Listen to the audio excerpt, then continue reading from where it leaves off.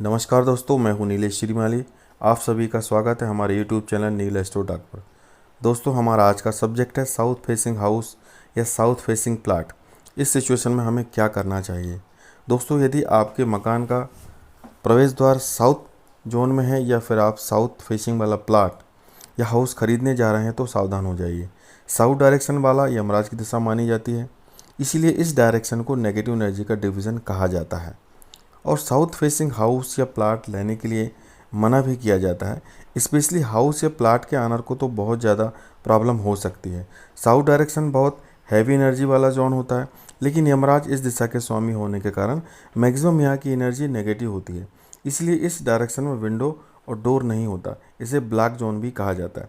लेकिन यदि आवश्यक ही हो साउथ फेसिंग का हाउस या प्लाट लेना, या फिर पहले से ही आपका मकान साउथ फेसिंग हो और आप प्रॉब्लम फेस कर रहे हो, तो कुछ ऐसे रेमेडीज़ हैं जहां पर आप साउथ फेसिंग हाउस को भी पॉजिटिव एनर्जी वाले डायरेक्शन में चेंज कर सकते हैं और एडवांटेज ले सकते हैं। एक्चुअल में दक्षिण दिशा को यमराज की दिशा माना गया है, क्योंकि दक्षिण दिशा का दिक्पाल यम का देवता है। इसलिए लोग साउथ डायरेक्शन में अपने घर का दरवाज़ा नहीं बनाते हैं।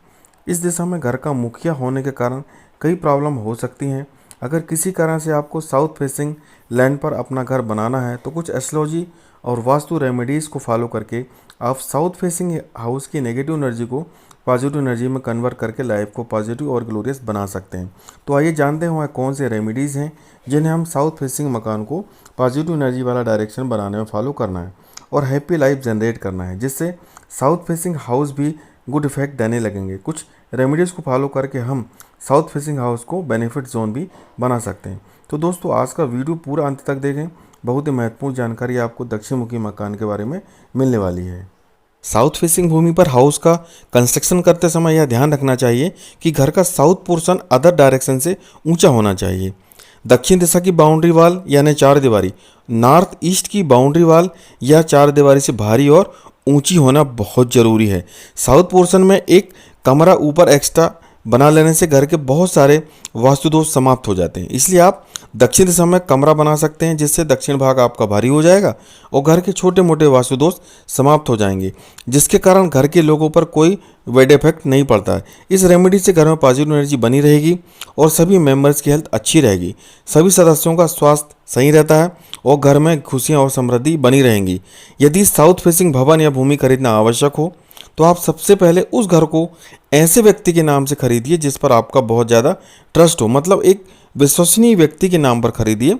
उसके बाद घर का निर्माण या कंस्ट्रक्शन दक्षिण या पश्चिम दिशा में शुरू करें। जब निर्माण पूरा हो जाए तो उस हाउस को अपने नाम पर करवा लीजिए।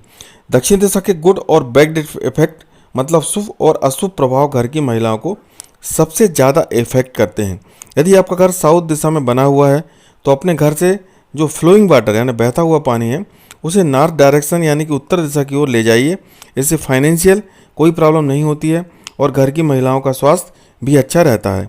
यदि आपके घर का मेन डोर साउथ फेसिंग है, मतलब दरवाज़ा दक्षिण दिशा की ओर है, तो वास्तु दोष को दूर करने के लिए दरवाजे के सामने इस तरह से दर्पण लगाइए जिससे प्रवेश करते समय व्यक्ति का पूरा भाग दर्पण में दिखाई दे। इससे व्यक्ति के साथ नेगेटिव एनर्जी, नकारात्मक ऊर्जा घर में प्रवेश नहीं करेगी। यदि आपका घर दक्षिण मतलब साउथ फेसिंग है और घर में वास्तु दोष के कारण प्रॉब्लम्स हैं तो हनुमान जी की मूर्ति या तस्वीर दरवाजे के ठीक सामने आशीर्वाद की मुद्रा में लगा लीजिए। इससे दक्षिण दिशा के दरवाजे का वास्तु दोष भी दूर होता है। जब भी आप दक्षिण मुखी प्लाट या घर लें तो ध्यान रखें कि उसका मुख्य द्वार हमेशा आग्नेय कोण यानी दक्षिण पूर्व दिशा में हो। इससे दक्षिण के नकारात्मक प्रभाव समाप्त हो जाएंगे। याद रखें, द्वार कभी भी नैऋत्य कोण यानी दक्षिण पश्चिम दिशा में ना हो, वरना मकान एडवांटेजियस नहीं होगा। जब भी आप दक्षिण मुखी घर बनवाएं, घर को जमीन से करीब 1 से 2 फुट ऊंचा करके बनवाएं, इससे दोष कम होगा। साफ सफाई के लिए थोड़ा ढाल देना चाहें तो उत्तर पूर्व दिशा या ईशान कोण की ओर ही दें। गंदे पानी की निकासी उत्तर या पूर्व दिशा में कभी ना होने दें। बाउंड्री वाल से सटाकर पूर्व ईशान से नाली बनाकर आग्नेय की ओर बहाव रखें या उत्तर ईशान से नाली बनाकर उत्तर की ओर पानी निकाल दीजिए। यदि साउथ फेसिंग मकान के सामने द्वार से दुगनी दूरी पर नीम का हरा भरा वृक्ष है तो वास्तु प्रभावों को काफ़ी हद तक कम कर देता है। यदि दक्षिण मुखी प्रवेश द्वार है तो देहरी जरूर बनवाइए और देहरी पर चांदी की कुछ कीलें ठुकवा लीजिए, जिससे नेगेटिव एनर्जी घर के अंदर प्रवेश नहीं करेगी। घर का सभी भारी सामान साउथ डायरेक्शन में ही रखिए। कम खुला स्थान छोड़ा। दक्षिण मुखी प्लाट में मुख्य दरवाज़ा आग्नेय कोण में बना है और उत्तर तथा पूर्व की तरफ ज़्यादा, पश्चिम और दक्षिण में कम से कम खुला स्थान छोड़ा गया है तो भी दक्षिण का दोष कम हो जाता है। आग्नेय कोण का मुख्य दरवाजा यदि लाल या मैरून रंग का हो तो श्रेष्ठ फल देता है। इसके अलावा हरा या भूरा रंग भी चुना जा सकता है। किसी भी परिस्थिति में मुख्य द्वार को नीला या काला रंग प्रदान न करें। तो दोस्तों, आपने देखा कि किस तरह साउथ फेसिंग मकान को भी वास्तु अनुरूप बनाकर फ़ायदा उठाया जा सकता है और जीवन को सुखी और समृद्ध बनाया जा सकता है।